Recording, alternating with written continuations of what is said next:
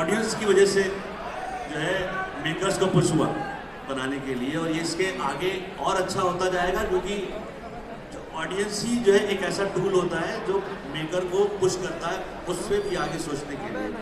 बहुत सही बात है, यानी आपने अपने ऑडियंस पे बहुत शुक्रिया आप लोगों, आपके राइटर्स ने भरोसा किया ऑडियंस पे अपने, और ऑडियंस ने उसको सही साबित करके दिखाया। दिव्य भाई बैठे हैं, हमारे दौर के अहम राइटर हैं, हमारे बीच बैठे हैं। रघु भाई, आपकी जो किरदार है मैं अभी तक देखता हूँ, मैं मैसी साहब को जब देखता था शुरुआत में, जब मैं समझना शुरू किया था चीज़ों को, तो मैसी साहब से लेके और लगान, दिल, चेहरे के जो चेहरे में जो जल्लाद का एक किरदार, फिर पंचायत का प्रधान जी वगैरह वगैरह, इतनी मुंगेरी लाल, इतने वेरिएशंस हैं आपके किरदार में जो आम तौर पर एक्टर्स में नज़र नहीं आते।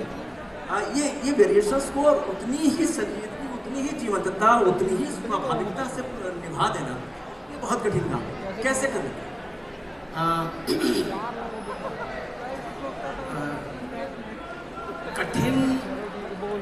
कठिन काम तो नहीं कहूँगा, मैं कहूँगा सरल काम है। क्या बात। नमस्ते भैया, मैं अकेला हूँ, आप इतने सारे लोग बोल रहे हैं, तो बताइए क्या? चलो सब बोलते हैं, आ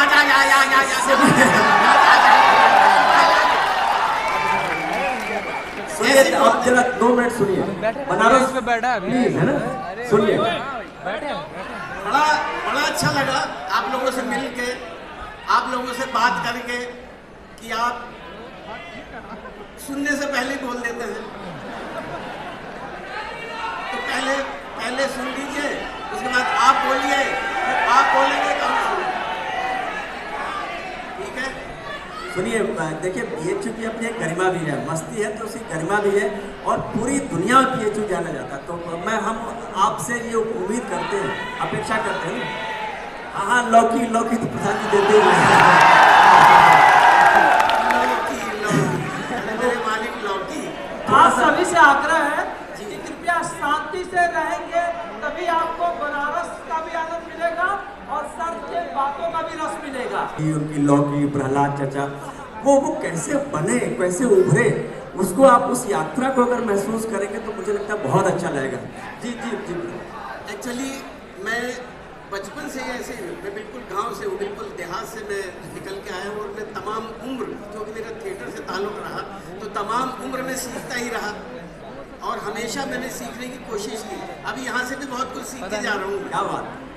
तो क्या है कि अगर आप सीखने की नीयत से ज़िंदगी को चलाते तो हमेशा सीखते ही रहेंगे। तो मैं बचपन से लोगों के साथ रहा, जिस तरह के मैंने कैरेक्टर करे उस तरह के कैरेक्टर के साथ रहा हूँ, उनको समझा हूँ, उनके जज्बातों को समझा,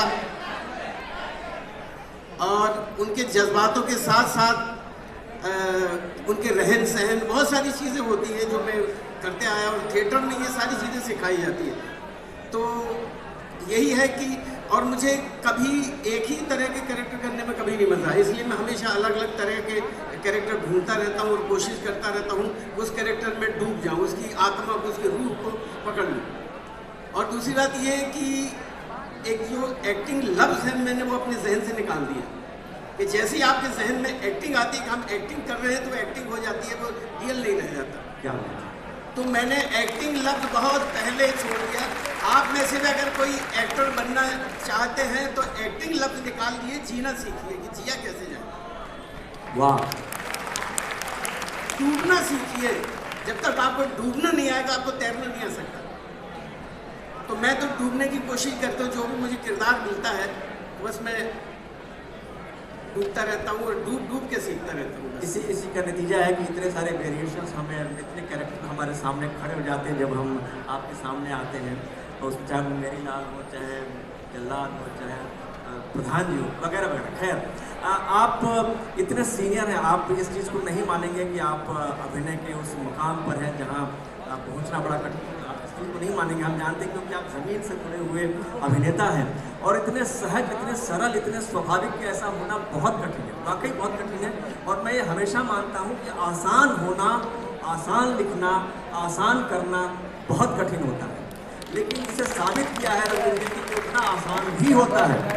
मुझे ये बताइए कि आप जूनियर अभिनेता हैं, तो आप तो बहुत प्रमोट करते हैं, साथ देते हैं, सब मानते हैं, न सिर्फ दबे स्वर से बल्कि खुले दिल से। एक्चुअली मैंने कभी किसी को जूनियर नहीं समझा आज तक अपनी लाइफ में, कभी किसी को नया नहीं समझा, क्योंकि हम सब जब एक साथ होते हैं हम सब नए ही होते हैं।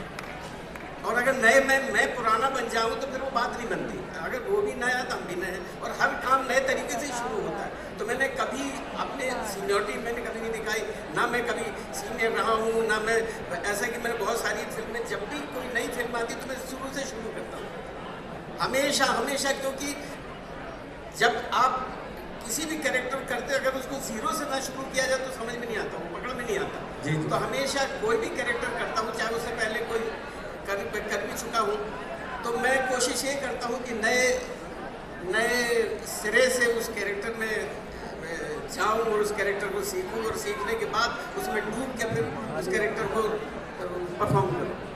बहुत से कुछ आपके लिए फरमाइशें की है मैं आप लूँगा, लेकिन पहले ज़रा फैसल भाई से एक बात पूछ लूँ कि OTT है इस समय जो एक मामला, और जिस तरह से जगह बनाई समाज में उसने, वो बहुत चौंकाने वाला भी है और खुश रखने वाला भी है। आप इसको कैसे देखते हैं कि तकनीकी के तौर पे और जीवन के नज़दीक आने के रूप में अगर देखें तो ये कितना आगे है?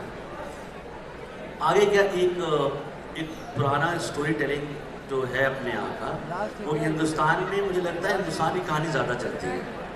हिंदुस्तान के जो लोग हैं वो अपनी कहानी ज़्यादा देखना पसंद करते हैं बनिस्बत जो है वैसी कहानी, क्योंकि वो अटैच्ड हैं, कनेक्टेड हैं। हमारे अंदर अभी ऐसा बहुत कुछ नहीं हुआ है जो बाहर की दुनिया में है। फैमिली वाइज भी हमारे अपब्रिंगिंग, हमारा रिलीजियस जो हमारा एक दूसरे के प्रति प्यार मोहब्बत है, तो वो हमेशा कनेक्ट करता है। और इस फॉर्मेट के आने से क्या हो गया कि अब लोग अपना मनचाही चीज़ देख सकते हैं किसी भी टाइम पे।